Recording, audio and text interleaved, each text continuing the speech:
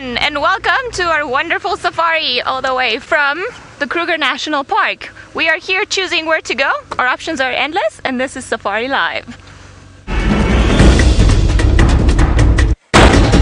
Ready.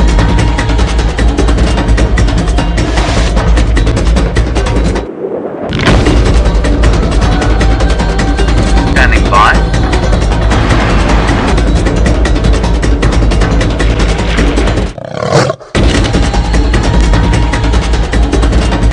Five, four, three, two, one. You are live, you are live.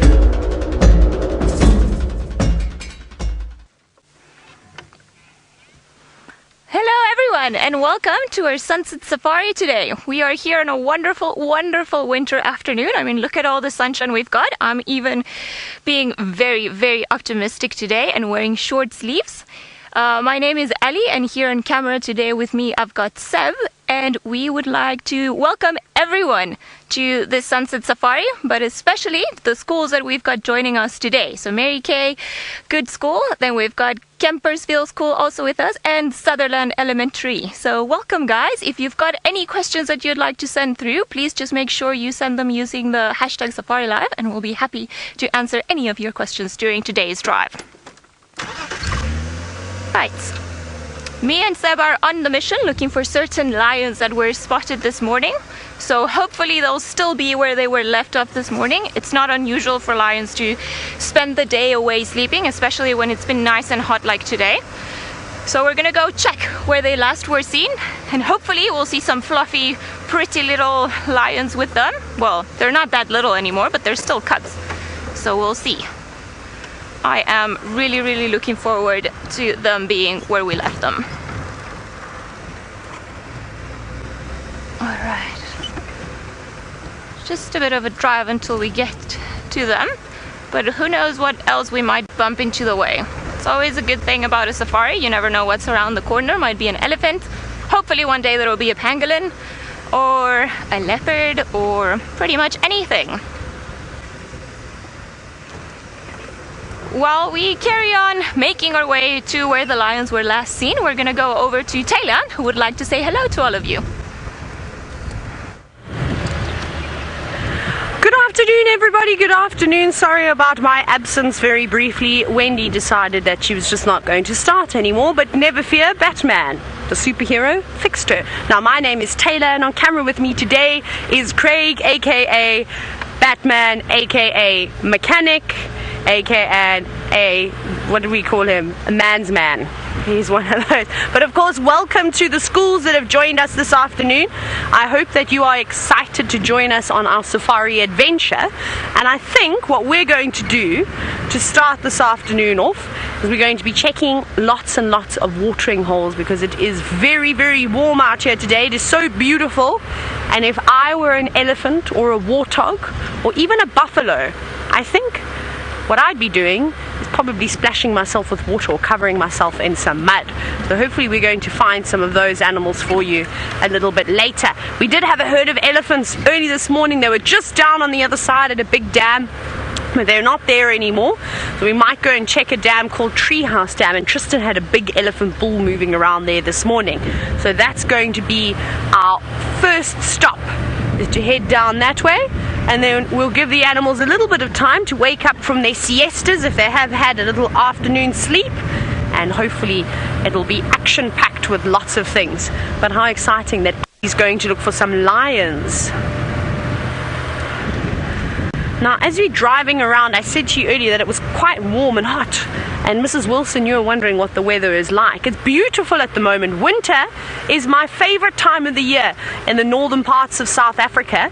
And the reason why is because there's not a cloud in the sky. It's beautiful and warm. I'm not actually sure what the temperature must be. It must be around 70 something, 70 odd degree Fahrenheit. So it's beautiful.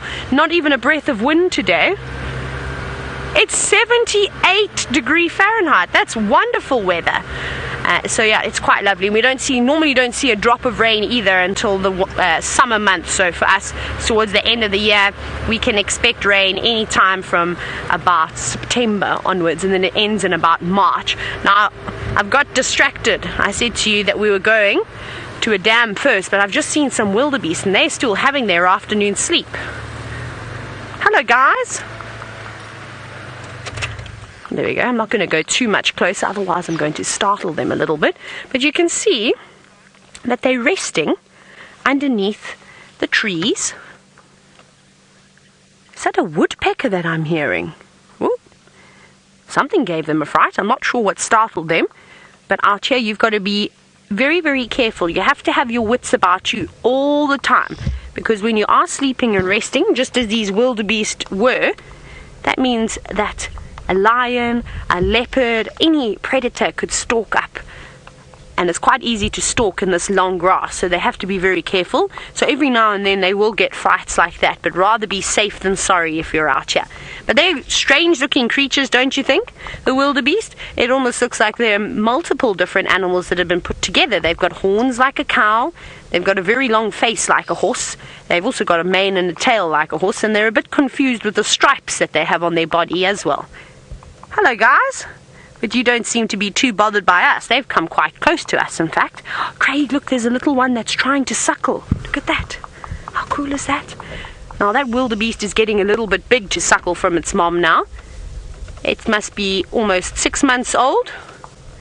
So it's had to go down on its knees to reach mom's udder. And soon, mom is not going to be tolerating that little one, and she'll just keep walking off. Because this is the time, in the next probably month or so, they're going to be weaned. So that means that mom's not going to be producing as much milk. They're now starting to rely on eating just grass. Are you ready to start your afternoon now? I think so. I think they might go down to the dam and have a drink a bit later. Now, Ella, you're wondering if we ever feed the wildebeest. No, we don't. These are completely free roaming, so they have to fend for themselves. And what I'm going to do is I'm actually going to turn the car around. They're just walking right behind us. Can you believe that? So they have to look for their own food. It's okay. And they're constantly moving around all the time, looking for the newest and greenest and tastiest grass. Also always looking for water. So they're always doing these mini migrations. But out here, and if you're lucky enough, you might meet Brent a little bit later, and he's driving around in Kenya, which is known for its massive plains. But out here, they don't do these huge migrations where they travel hundreds of kilometers in order to find new food, because we're very lucky. We have quite a high rainfall here, and even though we're in the dry season, you can still see that there's quite a large amount of grass for them to eat. And that's what they feed on. They just feed on grass. And not only do you have to eat, you've got to keep yourself clean too. So they're constantly grooming themselves. This is so cool. Now, hello Jasmine, you're wondering how long does a wildebeest live for? Well, I always say it's quite difficult to guess the ages of how long the animals can live for. Just because it's so tough out here, it's really stressful because of the lions and the leopards and hyenas that could potentially want to eat them. You know, and they can get sick because nature is very tough out here, and it only allows for the fittest and the strongest to survive. So I reckon a very, very healthy, fit, strong, intelligent wildebeest that's able to escape the claws of a lion would be able to live for probably not more than about 15 years or so, give or take. I wouldn't say more than that. So sort of around the age of not even quite as much as a horse. I think a little bit less than that. But every animal's just slightly different. Not all of them make it to adulthood, like this little one over here has got a very good chance now that it's made it to about 6 months. So that's quite exciting. And every day older than 6 months means a better chance of surviving out here in the wilderness. Now, Ali has managed to relocate one of the greatest cats in Africa, and I'm sure you're dying to see the lions.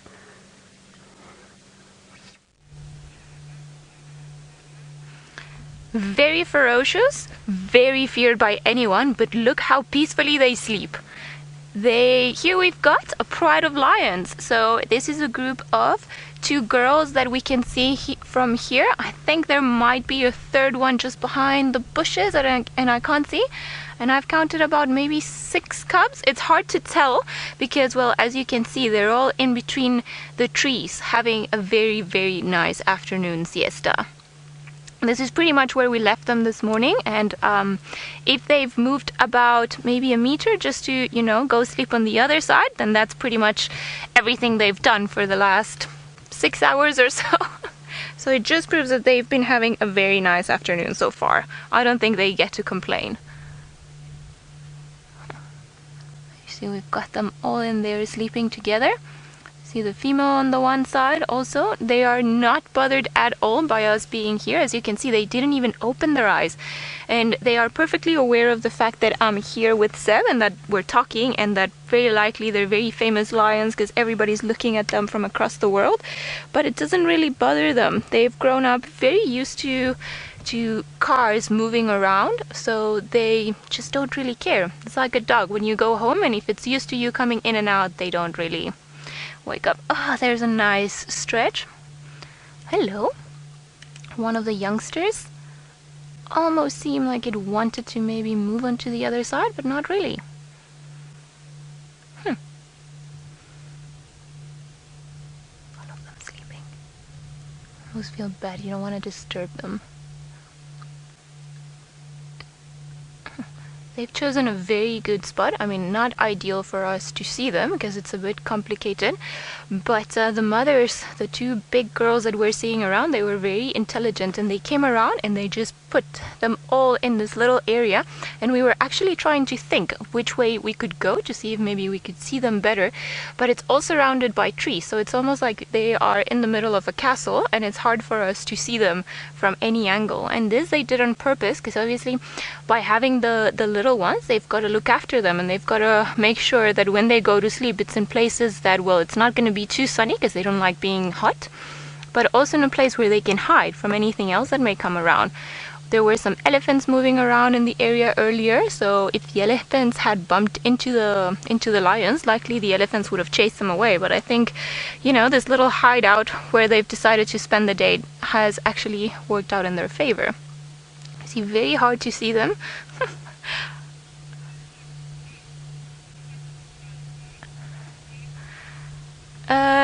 Lian, you wanted to know how much does a lion roll? Well, it depends if it's a boy or a girl. The boys are heavier than the females. I think the record or the heaviest lion that there's ever been, if I am not mistaken, was in one of the reserves south from here called Pinda Game Reserve, and I think it was a lioness and she was maybe about 300 kilograms, which is very, very, very heavy for a lion. Males are normally just below that. I would say maybe 250 kilograms or so on. Depends which book you read, but normally they're just a lot heavier than us, maybe a few times what we can weigh. Can you imagine? They are very big animals. They've got to be very strong to be able to hunt and bring down animals and walk as much as they do, so they've got to make sure that they have the size for it. These girls are having the best sleep.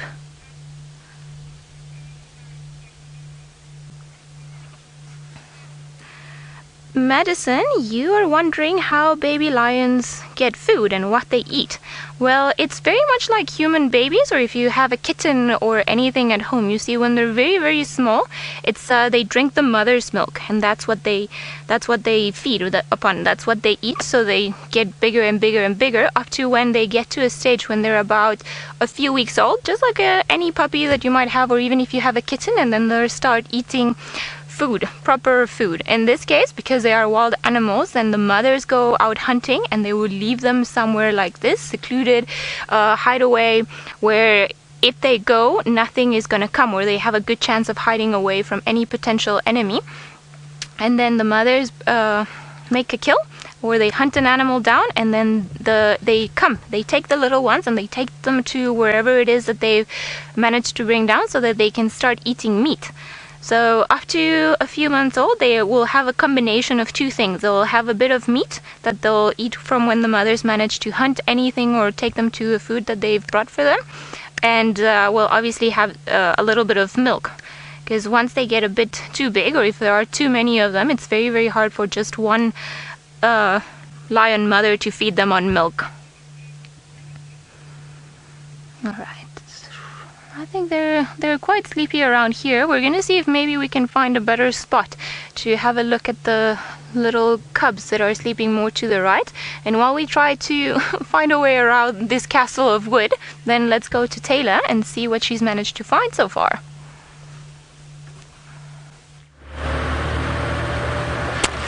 have not, Ali. I'm still searching for those big grey animals. I lied. I have found something. Don't fly away, birds.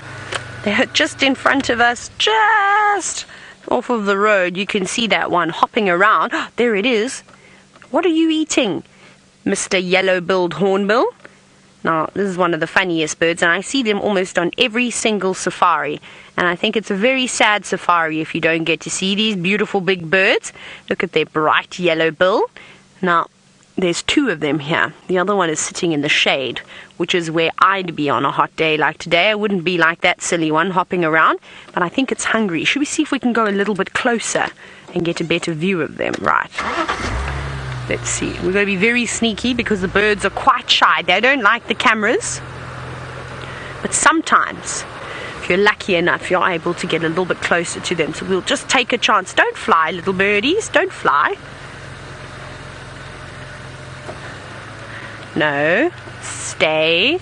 These ones are not very well trained, as you can see. They need a little bit more practice.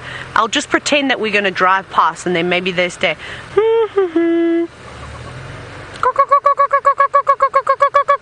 Is the noise that they make. There's one. Let's see if this one is going to stay here. There it is. That's a bit of a better view. Now, the only thing is the one that is on the right that's hiding behind all the leaves. If it flies away, its partner's probably going to follow it. But you can see though that it's quite hot this afternoon. And the reason that I know it's hot is not just because I'm sweating, but that bird has got its beak open. You see how it was holding it agape a little bit? Now it's trying to get in all the cool air. That's a way that the birds will cool themselves down. Sometimes, if you're lucky enough, you'll even see them at the edge of the water. And they will just be, of course, bathing in it, trying to cool themselves down.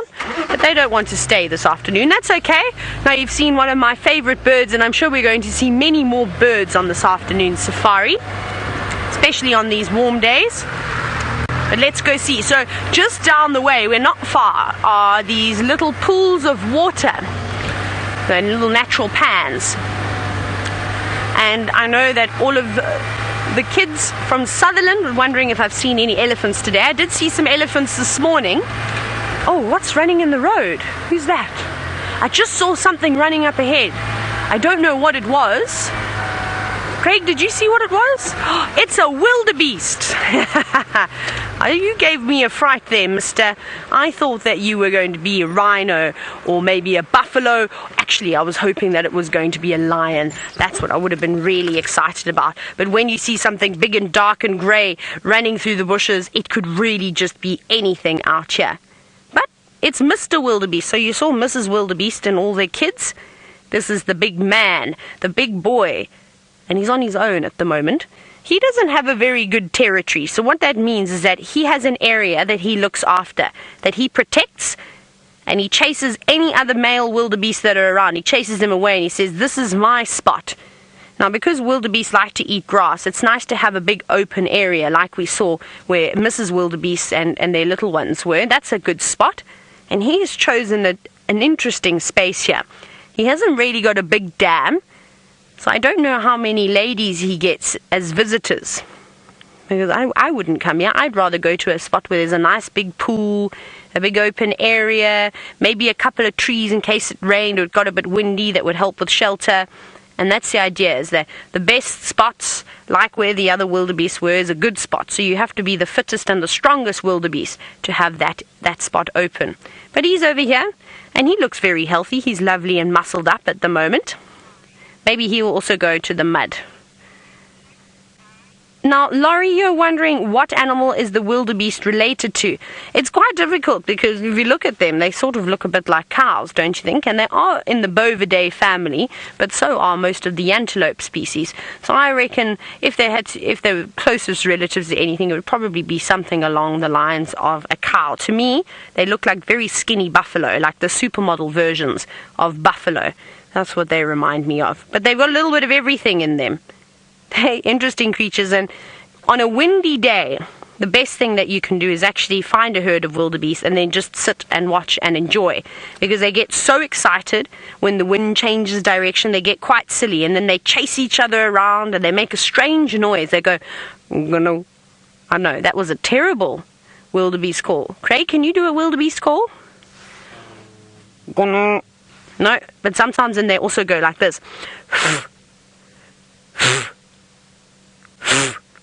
When they're alarming, when they're snorting. Well, that's what they sometimes do. He didn't quite like that. Perhaps I didn't say something very nice in wildebeest language, so we'll stop doing that.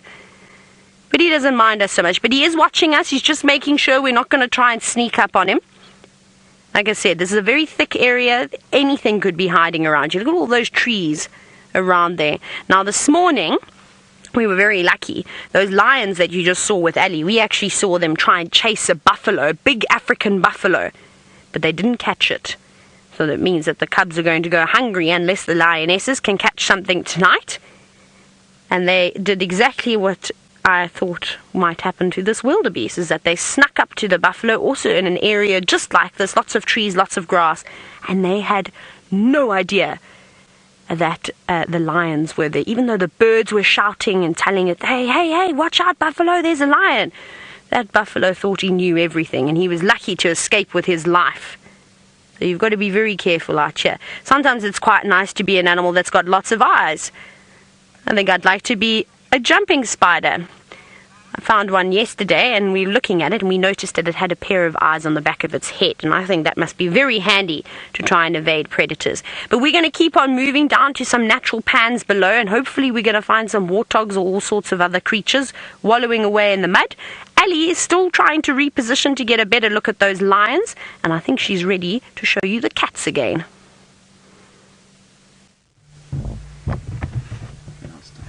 Alrighty, seems like we did manage to find a better look for them. We just had to do a very, very big loop around them just so that we didn't disturb them. Oops, sorry about that.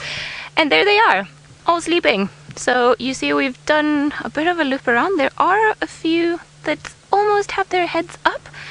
Wonder if we go back, if we'll be able to see them. See them there to the... Let's just try quickly. See if maybe we manage to, if I haven't forgotten how to drive yet. Which is no promise so far. Oh, hello. I think maybe from here we'll be able to get a closer look at them. Hello, pretty girl. So she found the best spot, and then she just pretty much pushed the little cub away because she wanted to sleep there. It's almost like a big pajama party. They're all together and they all want a particular spot. So the best way to get into that spot is just to lay on top of whoever it is in your spot. It is quite something having them all around there. Kenzo, you'd like to know what animal eats a lion? Not too many.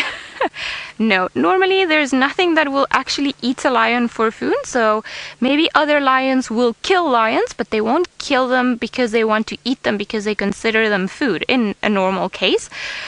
What would sometimes happen is there's another pride of lions that comes into this area, and because it's almost like a war game. They want the area where these lions are in, so they will come and they will try to kill as many lions as they can so that they can keep this particular area and the water and all the animals that are here that they can eat. But there isn't any particular animal that will hunt lions like the same way, for example, that a lion will go and hunt a buffalo or will go and hunt a wildebeest like the one Taylor was looking at.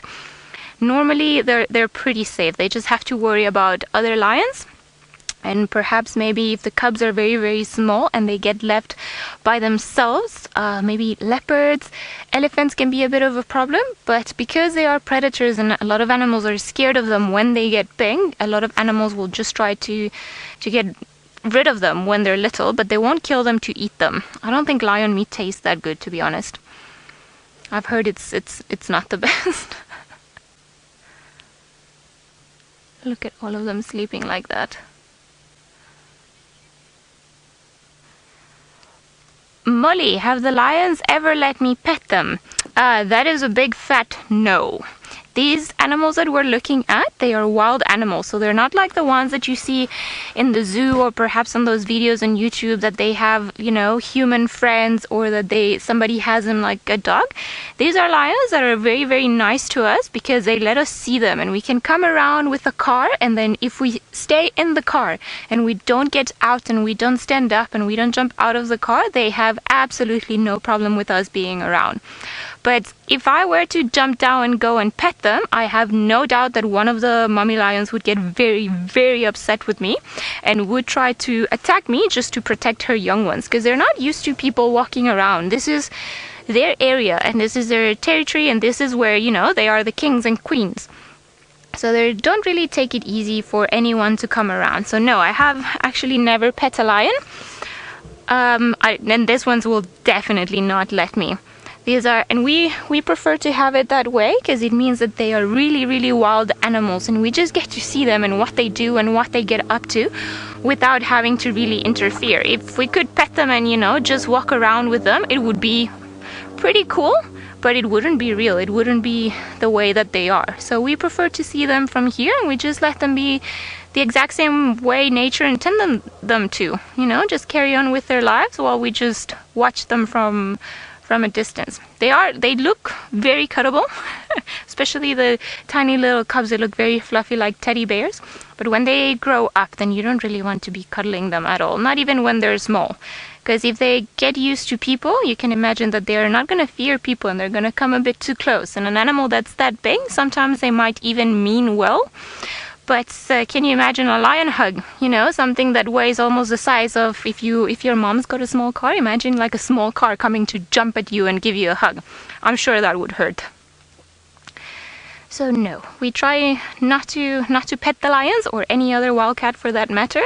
We just like seeing them from here and just imagine how nice it would be, but we never do.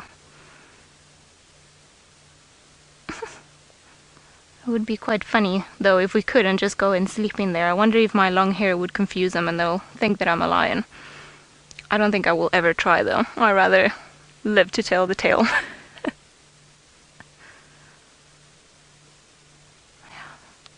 All sleeping together. Only the one that we're seeing there on the left is just busy. It seems like he's cleaning himself, giving himself a bath. It seems like maybe in one of its paws. Sometimes they get little things stuck in between, like little thorns or grass or everything else, so they use their tongue to get rid of it. But not too sure what he's got in there. Sometimes also they get like little ticks the same way a dog does, or fleas, and they just like getting rid of them. Oh, there's a bit of a yoga stretch going on. Very flexible things. We're gonna stick around with them for a little while longer just to see if any of them decide to pop their head up and just say hello. But in the meantime, let's go to Taylor and see if she's had any luck at finding anything else.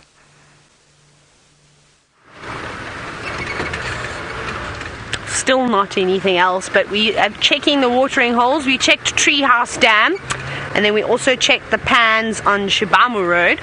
See if there was anything there. Now there were a couple of elephant footprints, but sadly no elephants to go with them. So we're starting to move closer and closer to this big drainage line over here called the Mulwati, and I'm hoping that we're going to find some elephants around here, but I'm just checking very carefully to see if I can find any footprints to follow. Nope, none over there. But there's another big dam just up ahead, and then there's also lovely fresh water that we can't see that's in the Mulwati drainage system, and all that the elephants have to do is stick their tusks in the ground and use their feet and their trunks to scoop away all the sand, and then lovely ice cold water comes up. And it's so beautiful to drink. It's even fresh enough that you could probably take a sip of it if you were desperate. And it's crystal clear. And elephants love to drink the cleanest water. So we're just going to go all the way around, just check Gowrie Main, and then we're going to go to Twin Dams. And maybe there could be a hippo in that dam, or hopefully even better, we're going to find a whole lot of elephants. I think I can see some elephant tracks now. Let me jump off the car very quickly. Let me show you. Ah, there are some elephant tracks too. I'm going to jump out here. There's actually lots of animal tracks here. Now these are tracks of a very, very, very, very big elephant. I'm going to stand in the middle of it.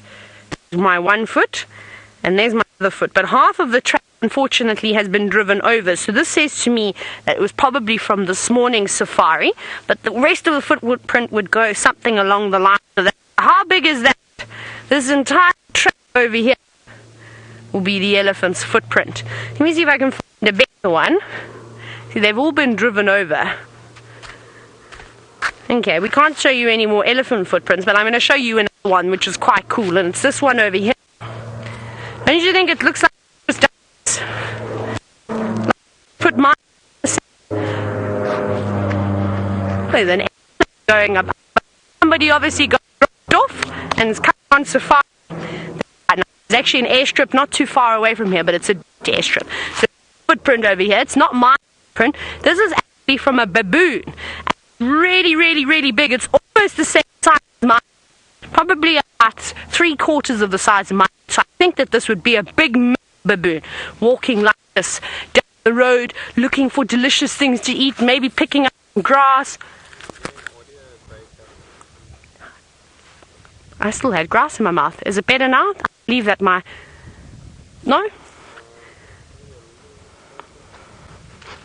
Apparently, that's better. Craig was telling me that I was too far away for all of you to hear me, so I'm closer to the car, so I'm sorry about that.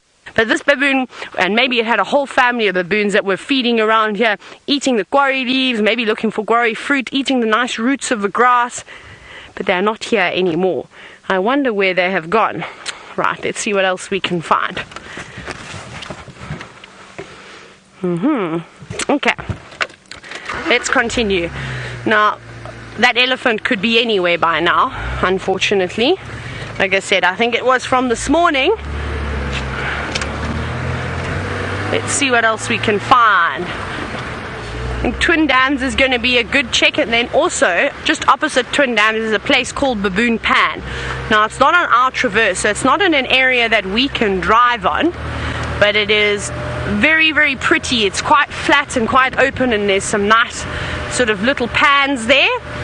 And I think on a day like today, if we keep our fingers crossed, we might get lucky and see some animals. So let's go give it a go. It's just around the corner.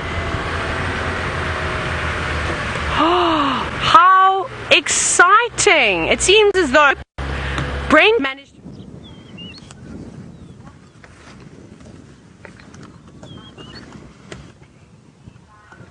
Welcome, welcome. There we go. There's some elephant. But no, it's not only elephant in the Mara. There's a lion as well. Welcome to Kenya for your very own live safari. My name is Brent Smith. I have Dangerous Dave Easter on camera. And we have apparently there are 3 male lions there, although we can only see one whose head's up. And as you can see, they were a bit more successful than the Nkuhumas were this morning. They managed to catch a buffalo. Now, I'm not sure where the other males are. I might take a little gander around the other side. Unfortunately, we are in a high usage zone, which means we can't get any closer. Look at him. He looks so fat and full that he can barely breathe. But this is one of the 3, it's 3 or 4, I'm not 100% sure yet, dominant males that patrol the area below Angama and around these open plains. So we do see them from time to time.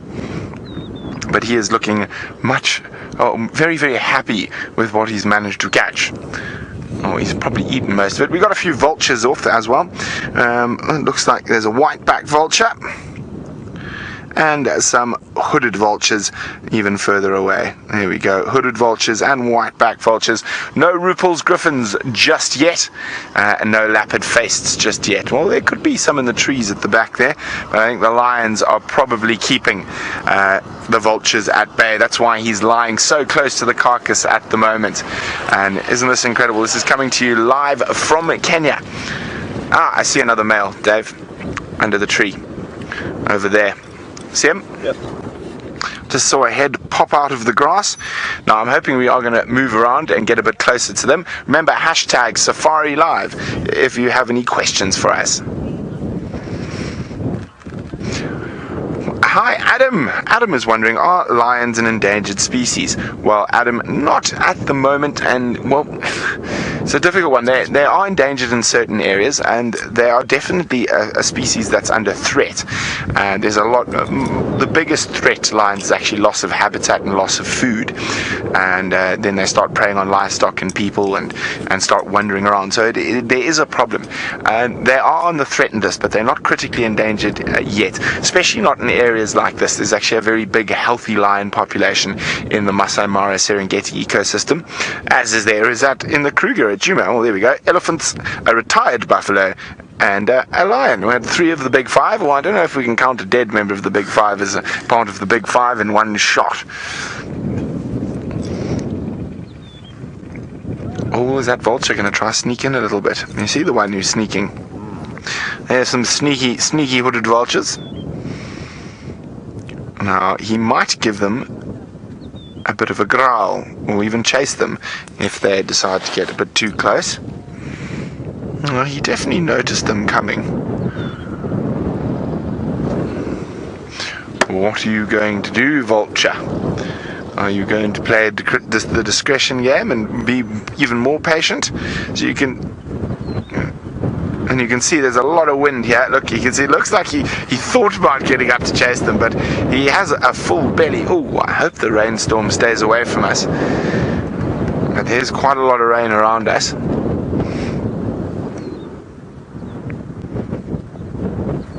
I think those vultures have decided he's being too vigilant.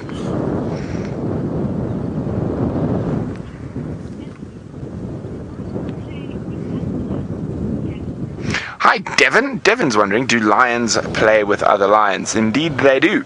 Well, when adult males play less than females and cubs, but they will sometimes play with each other, as long as they are part of the same coalition or part of the same pride. If they are not from the same coalition or the same pride, they'll try to kill each other.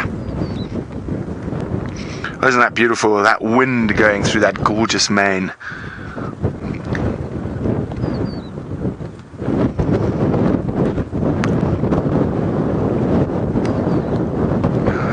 Trying to find where the third male is. I haven't got a sight of him yet, but I'm sure he's in the grass close by.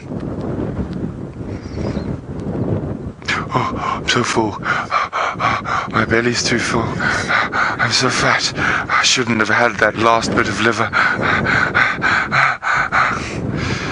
I should chase that vulture, but I just can't.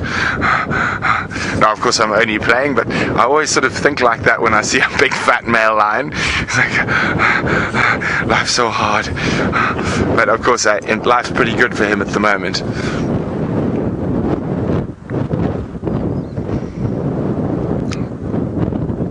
Oh, sneaky vulture coming in, another one. Oh, I think just testing his resolve. Nah, they're going to move away. Tatum's wondering, how much does a lion eat during the day? Sorry, Tatum, I just saw something going on there. Where are my binoculars? What are you running from, Thompson's gazelle? From each other. They are chasing each other.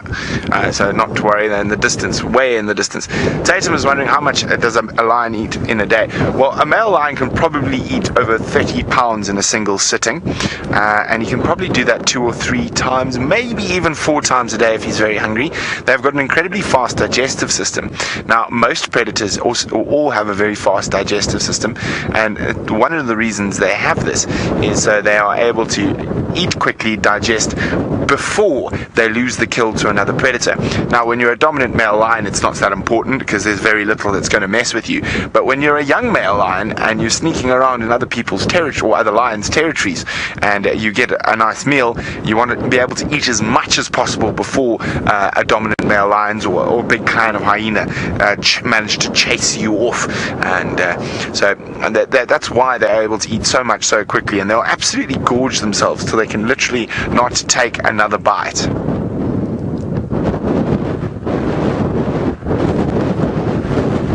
Oof, I'm sorry, I'm struggling to hear what's happening in the wind here, but I know we're jumping back to Djuma, but I'm not sure with what.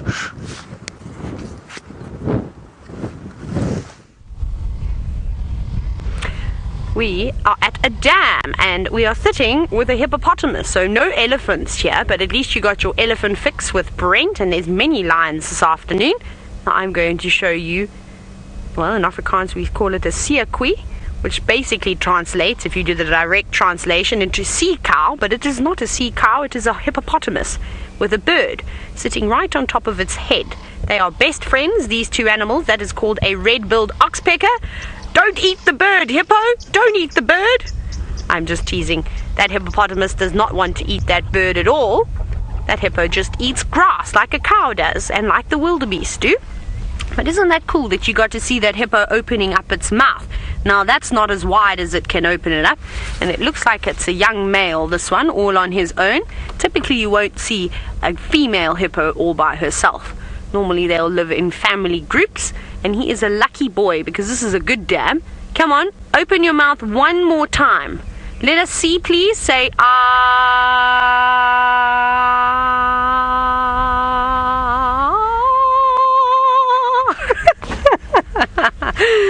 How cool is that?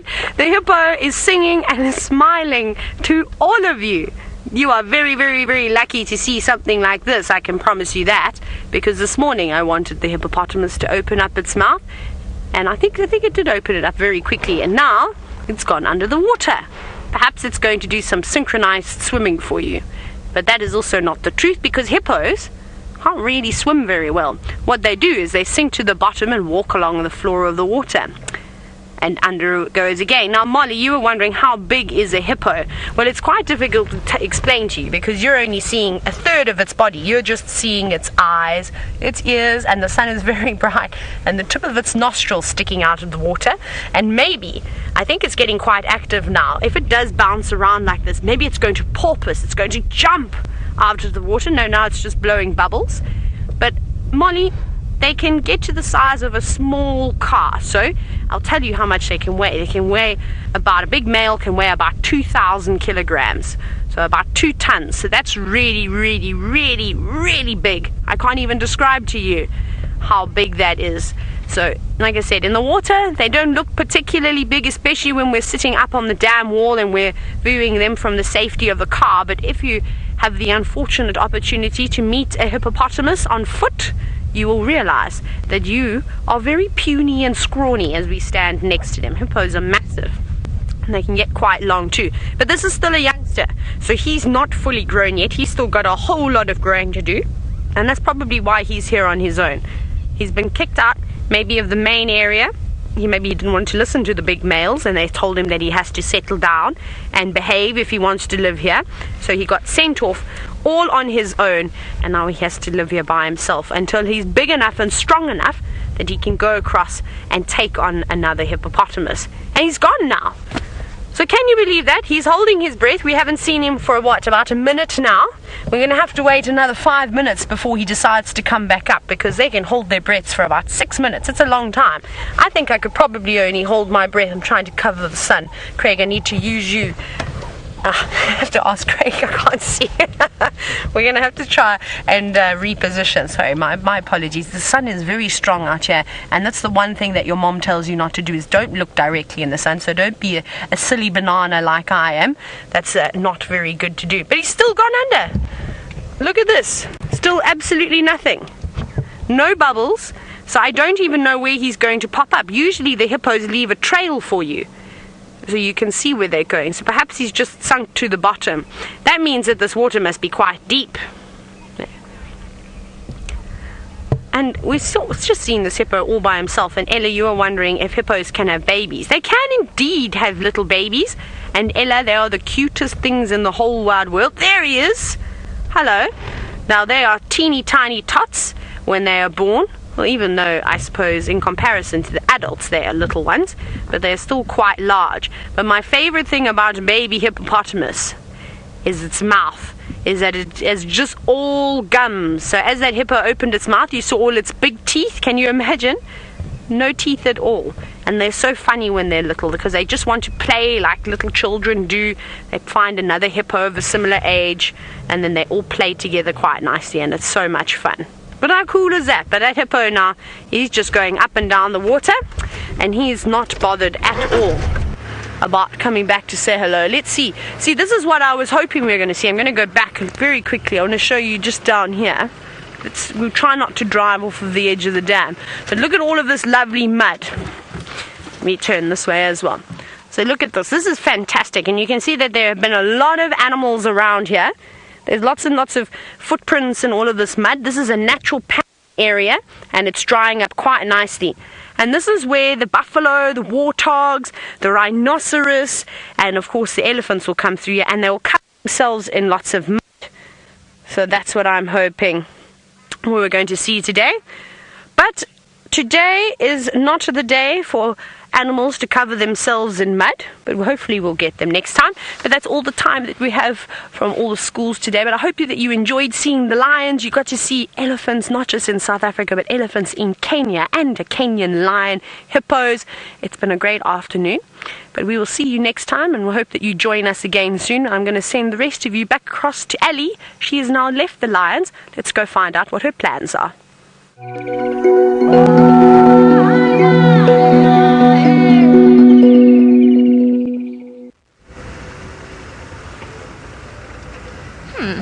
So we've decided to leave the lions for a little bit, just because they were feeling quite sleepy, and we're hoping that just a bit later, as it starts getting a bit cooler, they'll start, you know, popping their heads up, maybe licking themselves, and, you know, move around. Hopefully that'll be what happens. Ah, look, we've got a family of squirrels here. I'm not sure if we can see them there. No, obviously they've now decided to be shy. The camera is not for everyone, hey guys. And these poor squirrels, I'm sure they must have such a stressful life.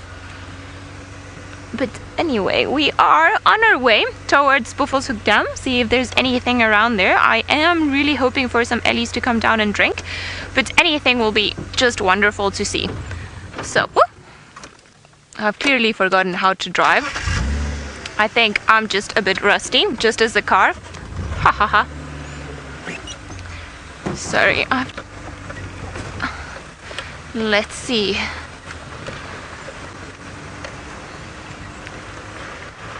Let's see what's around here. Always a good area to come and check for leopards is all of the drainage lines. Lots of places for them to hide out. Lots of little areas where it'll be nice and cold. Not too many things around. But seems like not too much around here right now. Let's see. Alrighty. Let's see.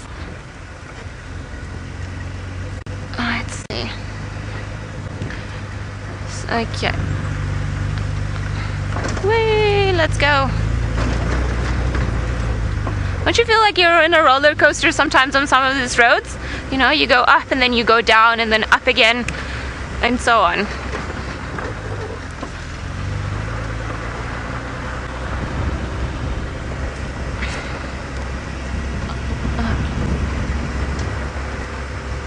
Alright, sorry Alice, if you don't mind, will you just repeat that question for me?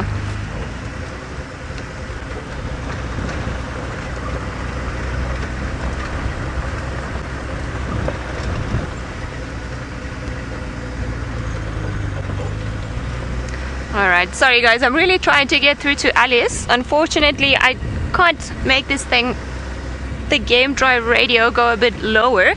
Everybody's just started to get mobile. This is roughly the time where all of the lodges start putting people out on the drive, so everybody wants to know where the lions are and what's been happening. So the guys have just been updating everyone. So there are about maybe 5 different voices in my head right now. And there is one that is particularly loud. So once we manage to get a bit of silence, then Alice will go back to whatever it is that you were asking me, because I really, really want to know. But I'm not too sure what that could be right now.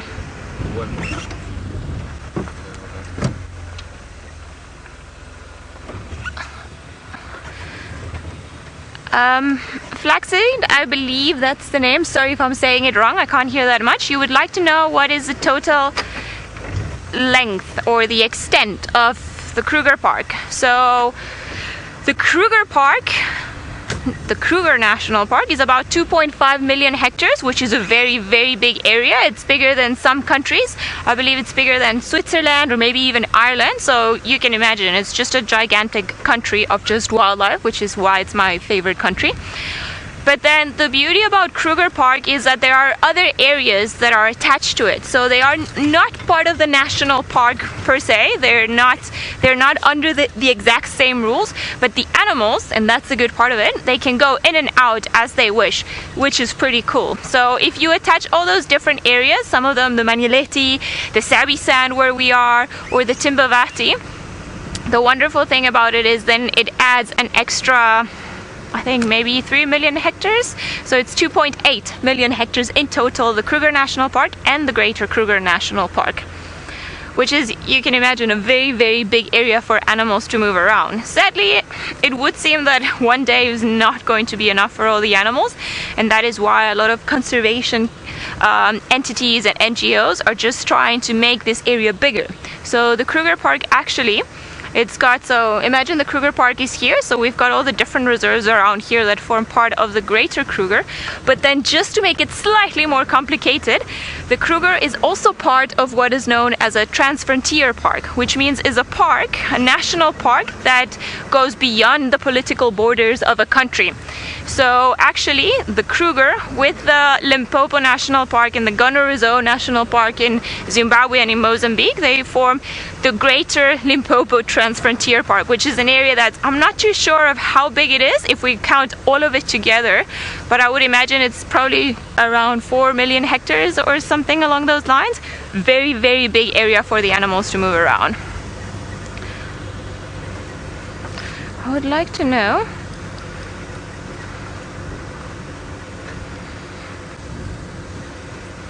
sorry guys, Alice, may you please repeat that again?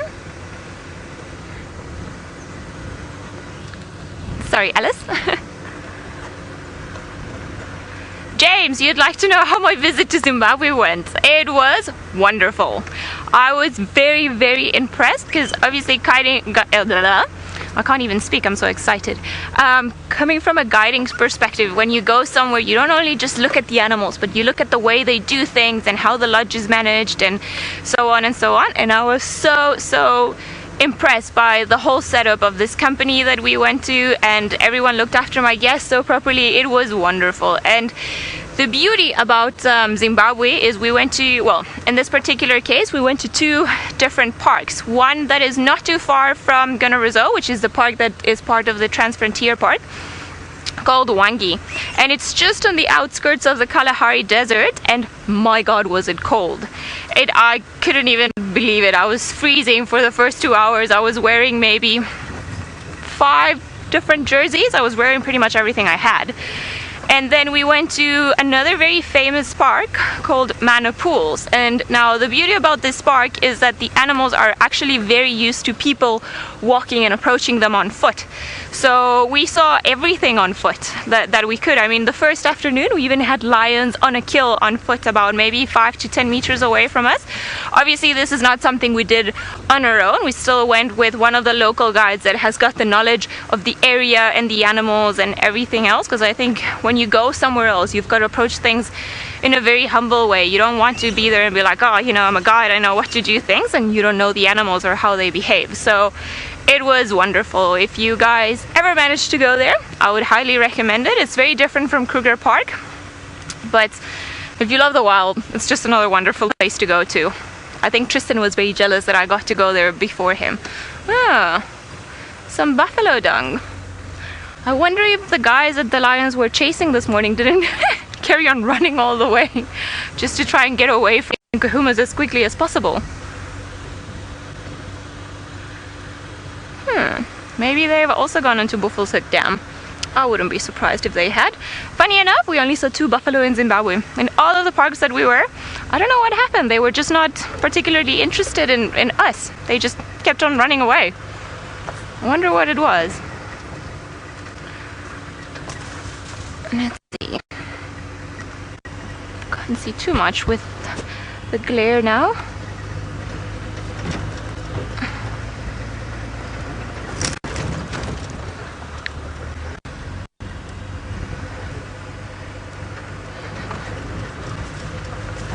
Alright, we're gonna carry on looking for this buffalo. Hopefully we'll manage to see where they've run off to and see if they are still a potential meal for the Nkuhumas. But in the meantime, let's see if Taylor has had any luck with another very big animal.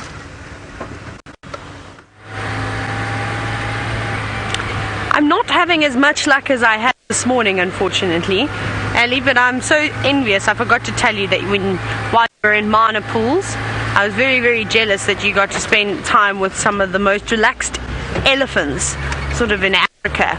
I've always wanted to go to Mana Pools, but I was very lucky when I worked in the Lower Zimbabwe National Park because it was basically right opposite the river. And so basically it looks exactly the same with the big anna trees. It's quite lovely. But who's shouting in here? Maybe a Natal spurfowl is alarming, but I don't know what. But that could be for anything. It could be for a bird of prey, it could be for a snake, but right down on the drainage line. Oh, here there are some more. Maybe they just have a territorial dispute, seeing as though there's a couple more shouting this side now. Alright, let's keep looking. So we're on Clear Road, which is a road that I have not driven in a very long time. We're going to just check it and then we're going to head up towards Bushbuck Dam. And then I think we'll go down Cheetah Cut Line. And then we're hopefully going to go back towards the Chitwa Dam. Whoops! Once we get to Chitwa Dam, hopefully we'll have some signal and we're able to see some elephants and all sorts of things like that. Maybe some more hippopotamus. But that we just saw at Twin Dams, that's Tristan's friend. Hippo always behaves very well for Tristan. Me, on the other hand, normally I'm not so lucky. So I suppose I should count myself lucky today, as I got to see it opening its mouth and porpoising a little bit. And this is where I saw my first serval.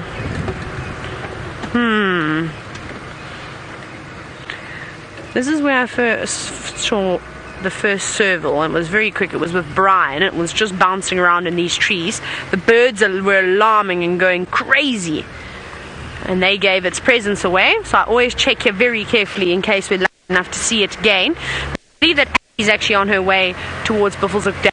We won't go there. We shall let Allie venture on that way. So then from here we will check some of the go back onto Drakensberg Road and then head towards Cheetah Cut Line. What is the time? Let me check what the time is. It is almost 4 o'clock. So I only want to get to the dam maybe in the next 45 minutes or so, just as the light is turning nice and golden. So it just gives the safari from Chitwa Lodge an opportunity to go to the dam, look at the animals that could be wandering around there too. And we want to get there just as the light turns that beautiful color, and then also we'll have a better chance at having all the antelope coming down to have a drink. So we'll head there in a bit. So we'll just do some meandering around here for now, and then we shall go that side. Let's see, it's actually very quiet. It's not all happening just yet, but that might change. We saw that this morning. It was a very quiet drive, and then all of a sudden so much action. So you never know what we could see. We'll also check. I don't know when last someone actually drove on this road. It looked like maybe too long ago. See if there's any interesting tracks that we can have a look at. Just check. It's nice and sandy in some spots, so if anything interesting did walk here, it should leave a nice footprint. Impala, lots of impala tracks, some warthog tracks, some old warthog tracks. Not anything good enough to see. Okay, let's carry on. Maybe an elephant. Come on, elephants. Cheetah Cut Line is also a go-to road for elephants. Sometimes you get lucky and you get to see a whole lot of them there coming in from Torchwood. I believe just after the safari this morning there was a herd of about 40 elephants that came down and drank at Wildebeest Dam. So I'm not sure where they went, but I haven't seen any evidence of them just yet. Oh, Nyala. Hello, big boy. You're alright, aren't you? He's a lovely looking lad, isn't he? Hello, big boy. Now, we've been seeing a lot of juveniles at the moment. I did very quickly see some Nyala this morning. No, last night I saw some Nyala with a young male. Not as impressive as this boy. And it seems like he's on his own. I can't see any females nearby. And off he goes, just following the tips of his horns that almost just look like branches, and disappearing behind a silver cluster leaf. Bye-bye, Nyala. Right, let's Let's see who else we're going to find. We'll just check here carefully because maybe there is a herd around here. Nope. Just him. Just him all by himself. Off he goes. Right, we'll see what else we can find then. Nyala doesn't want to be seen this afternoon. That's okay. Whoops, over the we go. Let's go down this way. I think we're going to go down. Fancy meeting you here, Nyala. We just basically did a loop and we cut him off. So I thought we'd have one more look at this impressive bull. Isn't he gorgeous? I think that they are one of the most incredible animals out here, just in terms of their coloration. They definitely were blessed with beauty. Off he goes again. They're all looking so good. It's so nice to see the animals in such good condition. And we've been chatting about it, and I think the animals are going to sort of stay in good nick for quite some time. You're very relaxed, aren't you, boy? He's still here. Let me creep forward. Don't run away. No, don't go into the shadows. You're so lovely out in that golden light. No, now he said, I've had enough of all of you. Leave me alone. I'm just trying to go about my day. Something tasty. A little nibble along the way.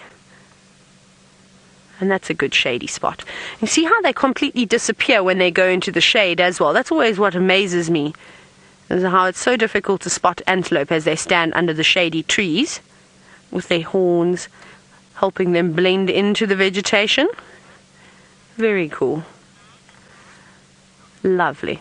We're going to keep moving on. I think we're going to head sort of down Drakensberg and bumble about. Maybe we'll even find my favorite warthog at Pan, just opposite Cheetah cut line. Brent is obviously still in Kenya, and he's still sitting with that beautiful lion. An aeroplane taking off with a lion in the foreground. Is he going to walk back towards the carcass? I hope so.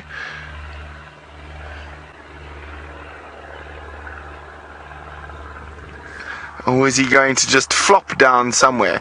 Now, look at that on his back leg there. What is that? Is that mud?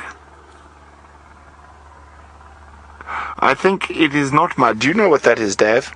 Ooh. It is indeed. It is feces. Being a lion, he's not too concerned about lying in feces. I don't think it's his. I think he's probably laying in some buffalo feces. Smelly boy, but big, beautiful boy. Okay, he's heading back towards the carcass. And shall I reverse a bit for you, Dav? Yes. So there are 3 males. The other one is fast asleep under the tree, and that male we saw earlier is still sitting next to the carcass. Now, will they have a little tussle when he gets there, or is he just going to flop down in the long grass before he gets there? We're about to find out. Remember, hashtag Safari Live if you've got any questions for us. Doesn't seem to be walking directly to the carcass. Maybe there's a puddle of water or something.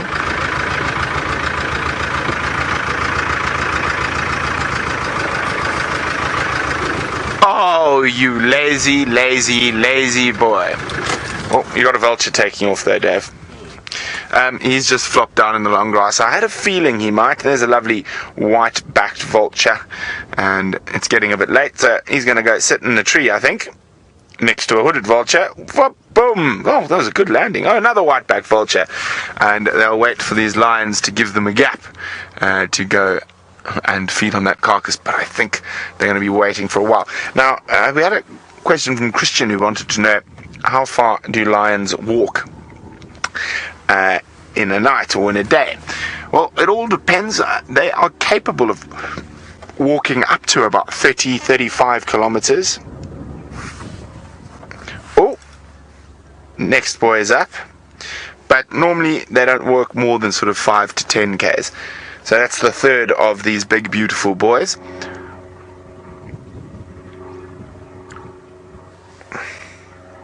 And I think what's happened is now that it's got a bit cooler, they don't have to be in the shade of that shepherd's tree. And you can see there's a buffalo behind him. We're not too much interested in that buffalo, I would think, while He's got one already to munch upon. So we seem to have got you at the perfect time while these big boys are moving.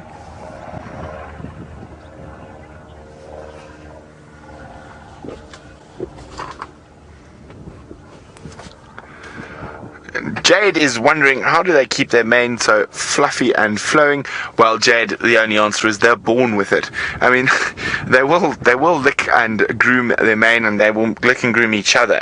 But generally, that is designed to be like that. It's protection for when they do fight, to protect their throat and the back of their neck and other soft areas. So that's why their manes are so big and beautiful. Oh, is he going? He's having a few snippets of grass to aid with his digestion. Now, you might hear me. Oh no, he's down again. Floppity flop, flop, flop. Now, I think these boys are not going to do much more at the moment. So, I think we're going to probably maneuver on while there's almost no lions to see because they are hiding in the long grass. And you can see we're hoping that storm stays away from us, but there's a chance we might get a little damp, but we will keep you updated. At the moment, it's all looking grand.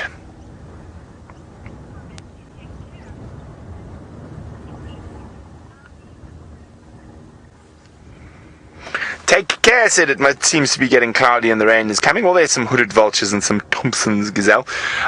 We seem to be in a gap between all the rain at the moment. There's quite a lot of rain to the south of us, and it looks like there's rain to the west and to the north of us. But so far, we're sitting high and dry, and hopefully it'll stay that way till the end of the safari. Now, let's go see what other wonders the Mara has to offer for us as we wander around. And while we do that, remember, you can always get hold of us by using the Twitter, hashtag Safari Live. And we would love to hear from you. There's some warthogs running in the distance, Dave.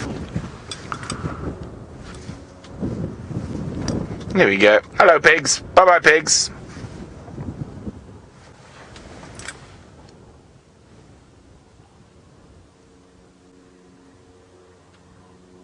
Oh, vultures eating lion scat. They've just dropped out of the shepherd's tree. See, the hooded vultures will often eat lion scat because they're small beaks. They are unable to really compete with the bigger vultures at the carcass. So they will often, as soon as a lion has left an offering, pop down and tuck in.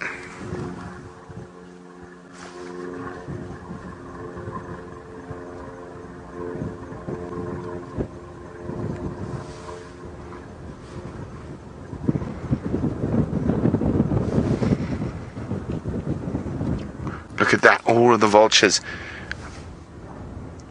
fighting over that little bit of lion scat. Now, we're going to keep moving on and see what else we can find. While we do that, let's go across to Taylor, who's got a bird who definitely would not eat lion scat, but would love to dig around in some elephant scat. Well, I wouldn't put it past a hornbill, to be honest, Brent. You know, these guys, they're a little bit interesting. This one has bitten off a bit more than it can chew, and it is in the form of a very big grasshopper of some sort. Now, this red-billed hornbill is most certainly struggling to chop up this fella. I'm not sure really what it's trying to do, and all I can think of as I watch this hornbill is me trying to pick up a piece of sushi with chopsticks.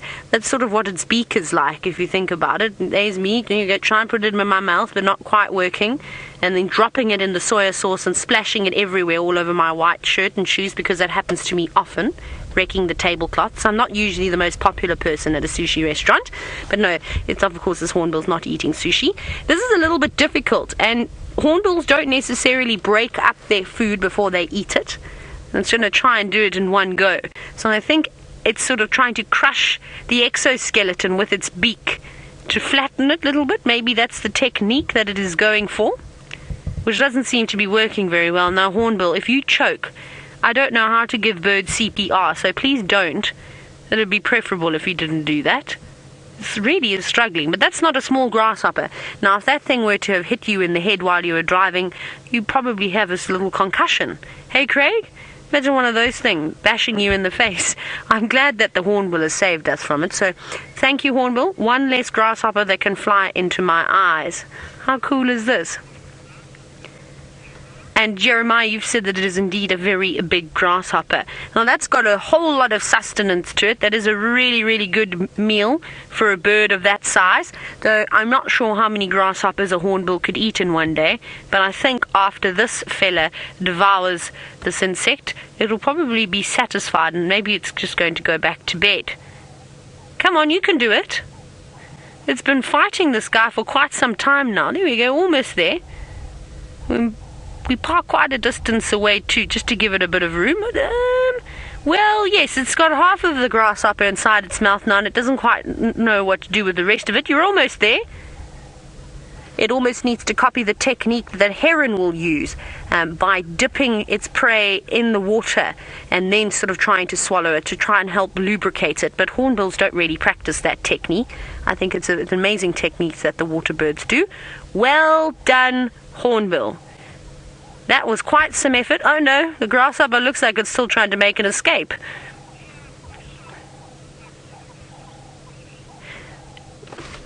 Look at that. Well done. Now I think it's just going to take a moment there, just to swallow it and make sure it goes down into the crop.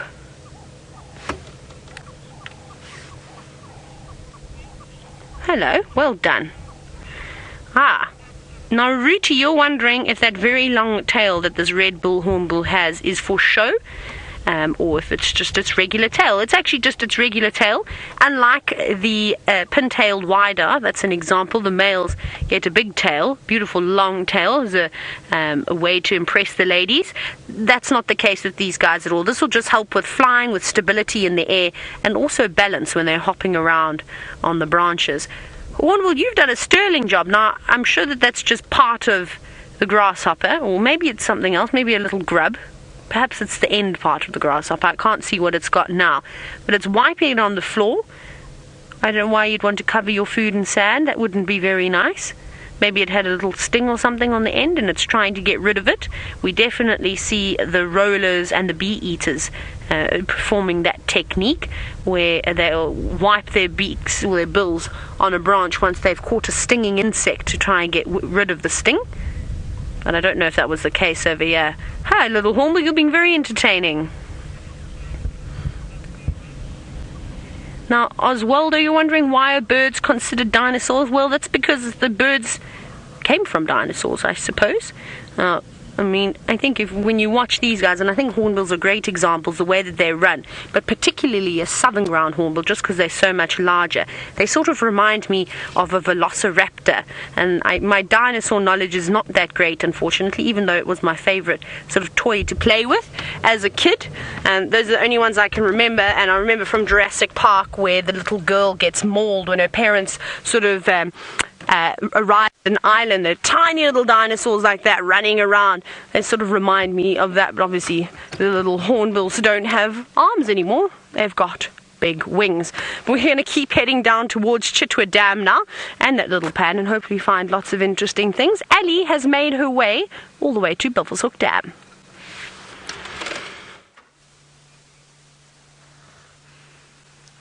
We did manage to make our way to Buffelshoek Dam. Seb and I are both learning roads together, so we temporarily lost a road, but it's all good because we arrived where we were supposed to. So we are now at Buffelshoek Dam, and they keep popping up and down, but we can count 4 different hippos that are in here having a bit of a very nice afternoon. I reckon if I were a hippo, this is probably what I would be doing. It's very nice and peaceful around here. You can hear the doves in the distance. The hippos every now and again, you know, pop up and do their funny noises.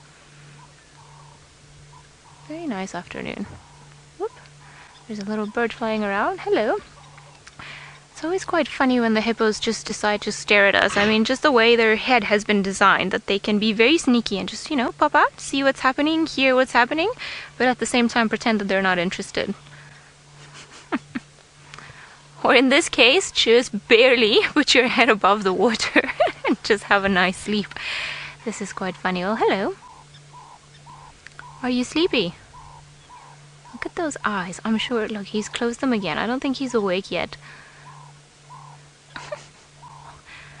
What is quite interesting is now that we can see them from here, normally when we see hippos out in the distance or outside of the water, you don't get to appreciate or see all the little tufts of hair that are just on its ears. Can you guys see them all around? It's quite funny that we see them there, because normally animals have hair around very sensitive areas to protect them from the dust, the water, and other little things coming inside. So clearly the ears and the eyes are a very sensitive area. I love it when they flick their ears like that. And it's a good way of protecting them, just having them that extra bit of hair, especially when they come out, just to protect their hearing.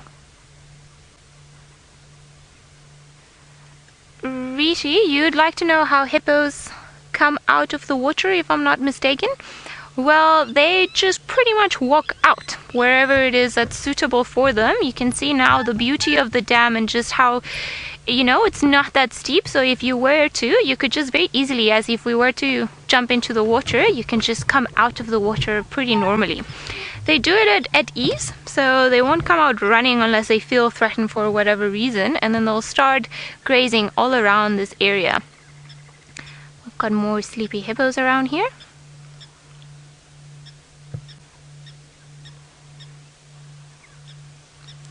Harry, you'd like to know if that means that hippos sleep in the water. Well, yes. I mean, we are looking at a very good example right now. They're closing their eyes, not only because the sun is probably not in their favor, but because they're quite sleepy. That is the wonderful thing about hippos and the many adaptations that they've got for this particularly interesting lifestyle that they've got. So they live in the water and they do all sorts of things in the water, and sleeping is one of them. A lot of the times even they just do it by instinct. They don't even have to wake up to come up and grab some air. Sometimes you'll just see the nose, like that one's doing, just putting up the nose up, just grabbing a bit of air, and then they'll go back down. So I think these two are having actually a very good nap. Sometimes they'll do it like this with their eyes just above the water, probably doing it now because we are around, so they just want to, keep an eye on us, make sure that we don't try to have a swim with them or anything else. But if not, they're very able just to sleep underwater. They can normally hold their breath about maybe 8 to 10 minutes. So if it's a very, very big hippo, the youngsters are obviously just a little bit less. So they'll, put their nose up, get some air, go back down, because there is no safer place for them to sleep than the middle of the water. I mean, who is actually going to try and come for them? Oh, pretty much no one. I think even big crocodiles will stay away from very big hippos. It's not too bad. Shelley, that is a very good question. Yes, most books or scientists that you'll come across and talk to will consider hippos as nocturnal animals, mostly because they come out of the water during the night, and that's the time where they start feeding and they start grazing. This is partly also because of their interesting skin that they've got. So it's skin that is obviously used to or designed to be in the water during most of the day, but the problem is for them, that's a funny sneeze. When they come out of the water, they dehydrate quite quickly, or they can get dehydrated quite quickly. So it's better for them to come out and start feeding, especially in winter when the food is not available as it is everywhere and they have to go much further away to get some food. To do it during the night, because then, as you can imagine, then they can walk around and not get sunburnt or not get dehydrated, and can be out of the water for longer without that posing a danger for themselves. And it's not rare. A lot of lodges, especially if they're close to the rivers, you'll see the hippos walking during the night.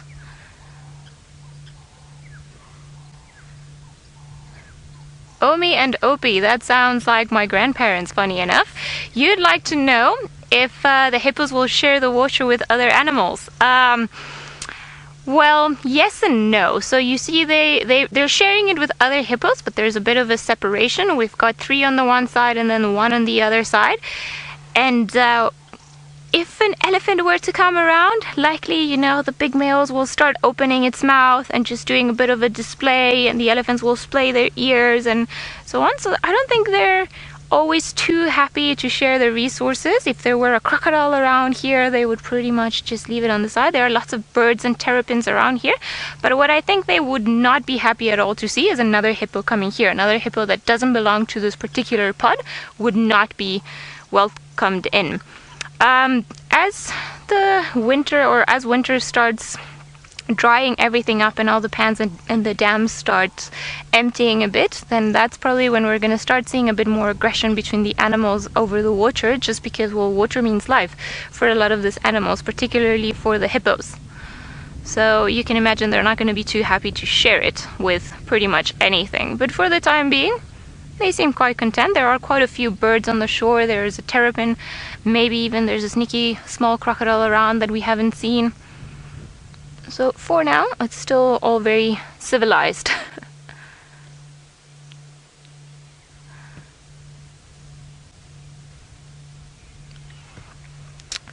Jason from Sri Lanka, all the way over there, place I would love to visit.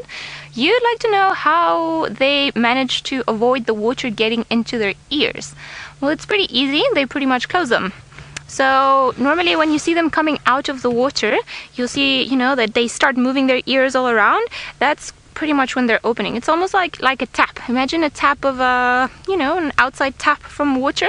It's pretty much the same motion that their ears do, and then they close them up and then they go back down, and that way they prevent the water from getting in, and when they come back up, then pretty much unravel their ears up to an extent. It's not like a cloth that they do it like 1,000 times and it gets very tight.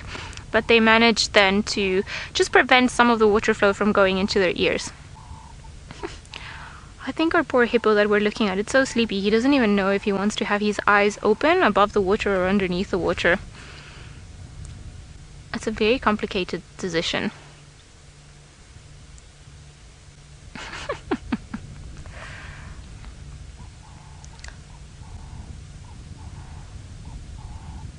It's a very placid afternoon for them. Hello.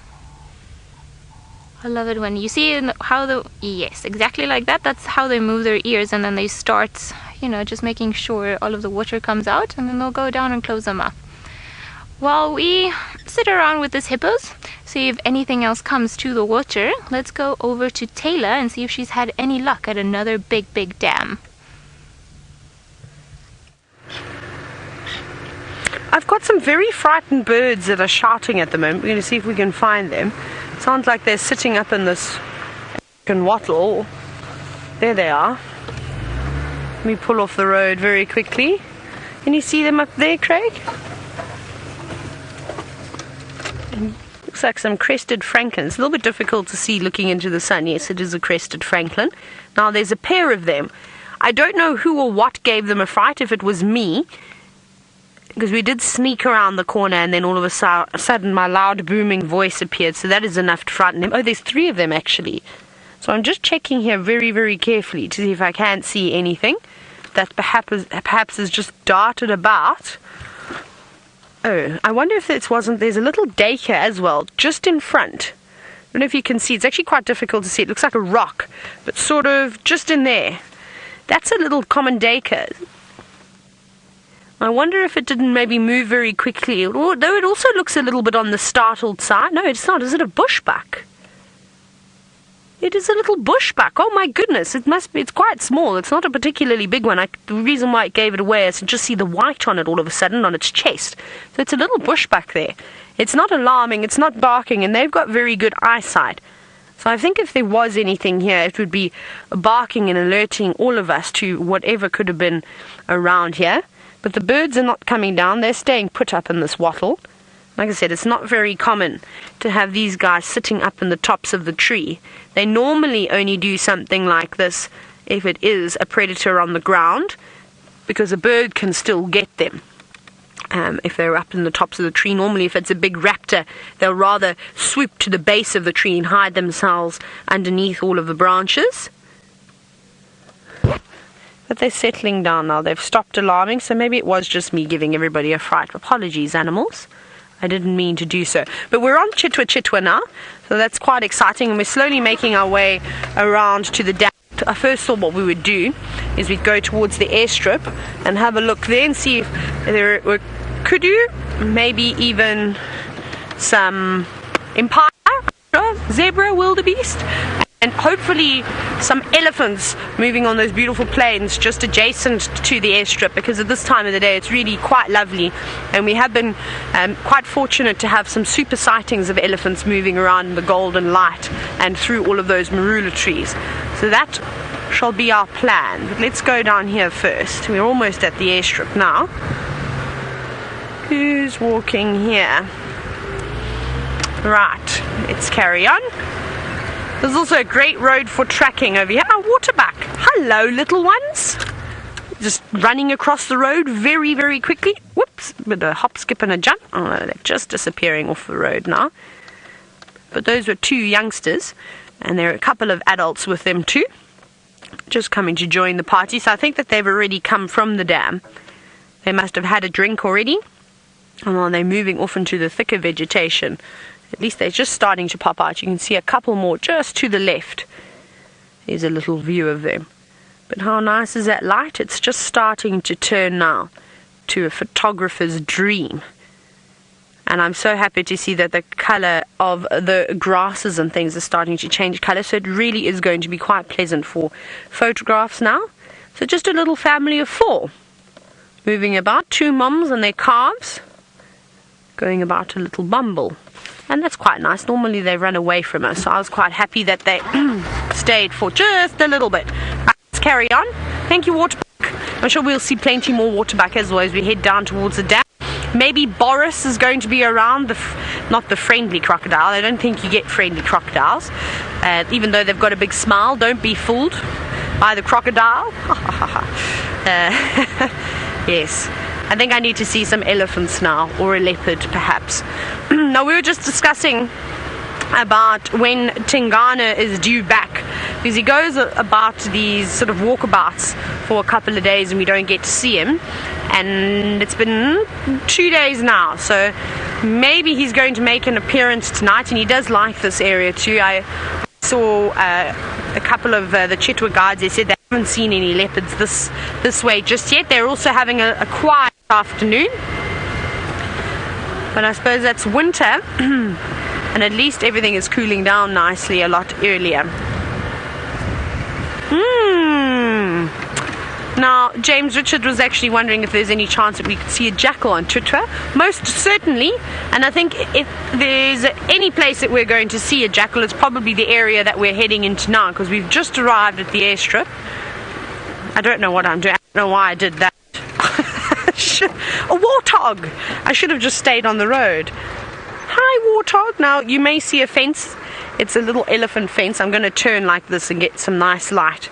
Hopefully we're able to roll into a position where the warthog will show us its face. Hello, little one. It's a little boy, a young male. He's beautiful, isn't he? Now, not particularly big, because we have seen some massive warthogs before, especially my favourite chap that has got no hair on the edge of his tail, that lives in Gwen's old den around Cheetah Cutline. Haven't seen him for a while, so I hope he's still out and about. But this guy is not particularly bothered by us at all. And it's actually not uncommon to see warthogs that aren't frightened. Just like Bushbuck and just like in Nyala, they are some of the first animals to become habituated around lodges. And I can tell you right now, especially when we had the droughts, the warthogs would have become exceptionally habituated around the lodges, because they would have done anything, and that means walking right up to the doorstep of a lodge to feed on the lovely watered lawns that are normally surrounding these areas. So I think that's what happened here. I think this little guy hangs around the lodges, and he's quite accustomed to people and seeing many different cars.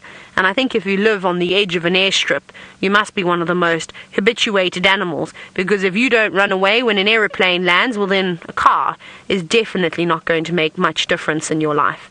Not bothered by us, nose down on the ground, using that hard tip to sort of uproot all the bits of grass, and they love to feed on the grass roots. Look at that. Now, they can be quite a pest, of course, especially when they're feeding in families. They can turn up huge areas of grass, and they're massive pests, and I talk about it quite often. But unfortunately, I always feel so sad for them. Warthogs are heavily persecuted all around Africa, not just in South Africa, but in the Eastern Cape, I know that not the hunters, but the farmers in the area most certainly still shot them. Apparently warthogs are quite tasty to eat. I don't know why I say apparently, because I've eaten warthog, but when I was quite young, it was many, many years ago, and I haven't eaten it since then. So at least they're not going to waste. But they can breed relatively quickly. But luckily for us out here, the populations are controlled quite well by birds of prey, so from tawny eagles to the stepped eagles that come through and visit, and then of course leopards and lions. They love to snatch up warthogs, so we don't have to worry about them. Hey big boy, one day you'll be a big boy. For now you're just a small young man living life on the edge of an airstrip. Very cool. Well, let's see what else we can find around here. Let's carry on with our airstrip. If we can go into second gear. Yeah. Bye-bye. No figures, he doesn't really care about us at all. That's amazing. So that was the end. This is sort of one of the back entrances to the lodge over here. That was that fence, so now we're on the airstrip. We're just going to drive just along the edge of it. Make sure we check the skies. No planes coming in for a landing. So yeah, so we could most certainly see jackal around here. This is a good spot. It's like sort of around Arathusa airstrip. They love it around there too. Have we got another hornbill? I've got another hornbill. We'll have a very quick look at this guy. Are you going to give us a nice dust bath, please? It's again a red-billed hornbill. This one is not eating a grasshopper though. Are you eating anything? I think it is going to give us a lovely dust bath. Looks like it's loosening the soil a little bit. Or have you found yourself some termites? Yeah, and off it goes. I love that little hop, skip and a jump, and then flew away. Okay, we're going to keep searching. We're still going down towards, of course, the Chitwa Dam, hoping to find all sorts of things. Oh, hang on, look, another one.